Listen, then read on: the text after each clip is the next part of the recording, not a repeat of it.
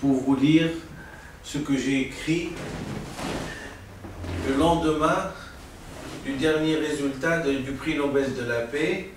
Comme vous le savez, j'ai postulé au prix Nobel de la paix 2010, celui qui a été décerné aux dissidents chinois. Et j'avais écrit en réaction, peut-être un petit peu d'amertume, j'avais écrit une lettre et je l'ai intitulée « Lettre ouverte au comité du prix Nobel de la paix 2010 » par le docteur Benfissa Ahmed Tunisie.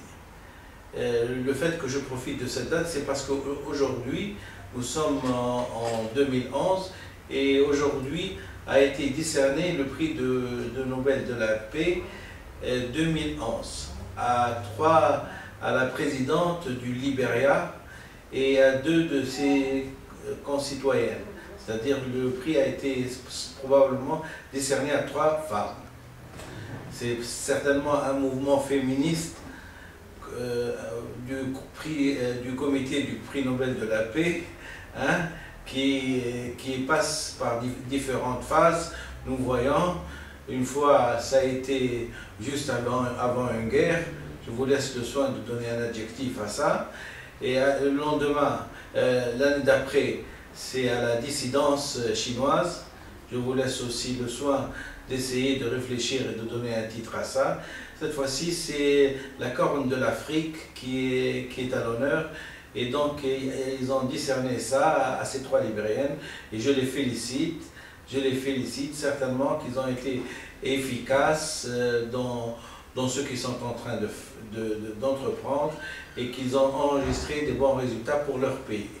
Toujours est-il que la révolution arabe qui a mobilisé maintenant presque 300 ou 400 millions de personnes, on en a fait un sujet tabou.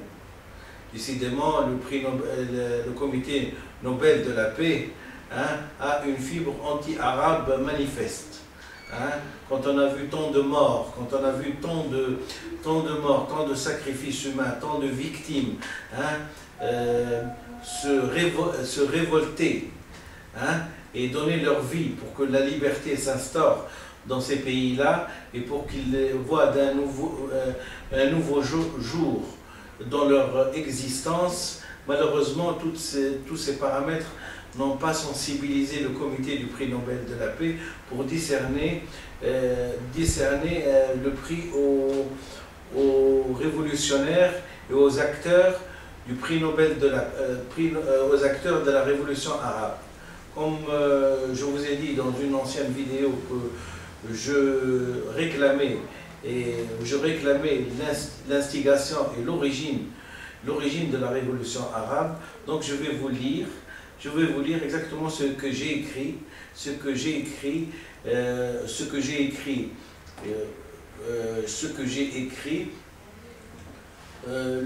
le 18 octobre 2010.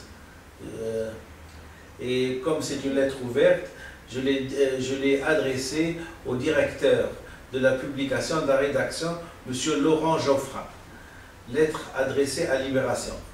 Et comme il se doit, comme un journaliste qui se respecte, ce monsieur, rédacteur en chef de Libération, a trouvé bon de censurer pour montrer son impartialité à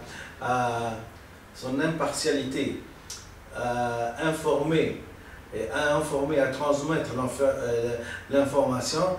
Il a jugé bon, en tant que directeur digne de ce nom, M. Laurent Geoffrin, hein, démocrate et assez convaincu de la pertinence de son savoir et de la pertinence de ses jugements journalistiques, a cru bon de censurer la lettre.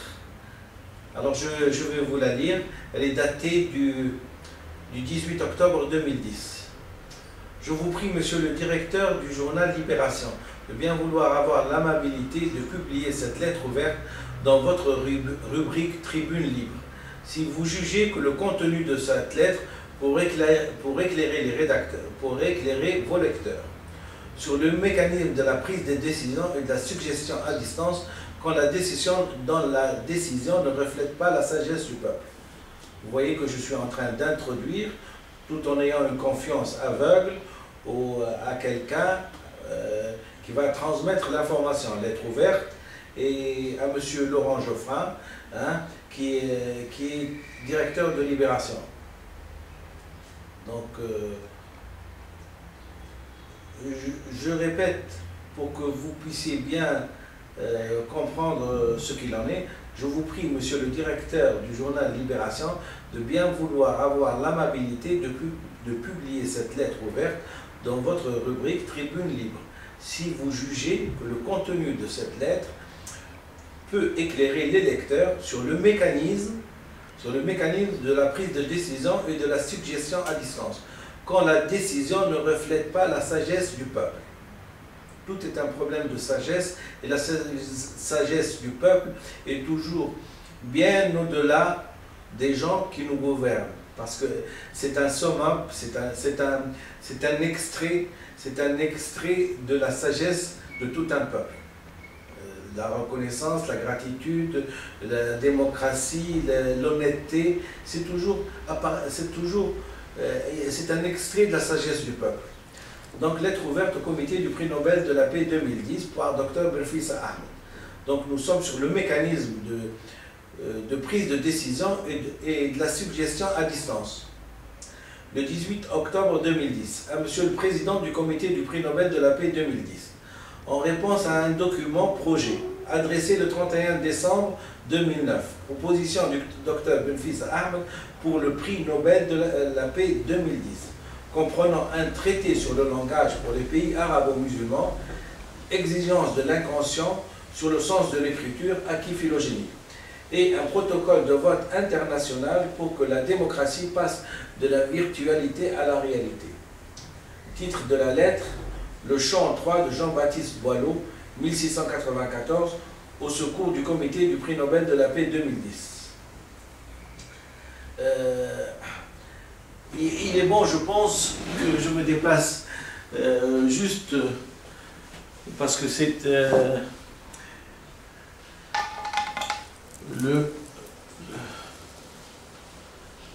je me déplace pour chercher le chant qui est le chant poétique de M. Boileau, pour que je puisse vous le lire, pour que vous puissiez apprécier un petit peu, puisqu'il est mis juste en face de moi, dans un cadre, donc je vais vous le lire, puisqu'il est sous ma main. De l'art poétique, 1674. Avant donc d'écrire, apprenez à penser. Ce que l'on conçoit bien s'énonce clairement, et les mots pour le dire arrivent aisément. Hâtez-vous lentement, et sans perdre courage, 20 fois sur le métier, remettez votre ouvrage. Polissez-le sans cesse et le repolissez, ajoutez quelquefois et souvent effacez. Un sot trouve toujours un plus sot qu'il admire. Il n'est point de serpent ni de monstre odieux qui par l'art imité ne puisse plaire aux yeux. D'un pinceau délicat, l'artifice agréable, du plus affreux objet fait un objet aimable. Soyez plutôt moissant, si c'est votre talent. Entre vivre et accepter de vivre, il y a toujours un fossé. Donc, cette petite poésie de M. Jean-Baptiste Boileau, hein, que je vous rappelle qui a vécu à l'époque du XVIIe siècle, exactement. Ce poème a été écrit en 1674. Alors, il a été adressé spécifiquement au comité du prix Nobel de la paix, hein, au comité du prix Nobel de la paix, pour leur dire qu'avant d'écrire, il faut savoir penser. Avant d'écrire, il faut savoir penser. Donc avant de décider, il faut savoir penser. Ce que l'on conçoit bien s'énonce clairement et les mots pour le dire arrivent aisément. C'est-à-dire, à partir du moment où vous prenez une décision, il faut que vous concevez et que vous réfléchissez aux conséquences de cette décision quand vous avez des responsabilités. Hâtez-vous lentement et sans perdre courage. 20 fois sur le métier, remettez votre ouvrage. J'invite le comité du prix Nobel de la paix, hein, de bien réfléchir avant de décider. Et quand on va décider, il faut bien réfléchir sur ce qu'apporte et l'impact civilisationnel de chaque personne et de chaque être sur l'humanité. Très important.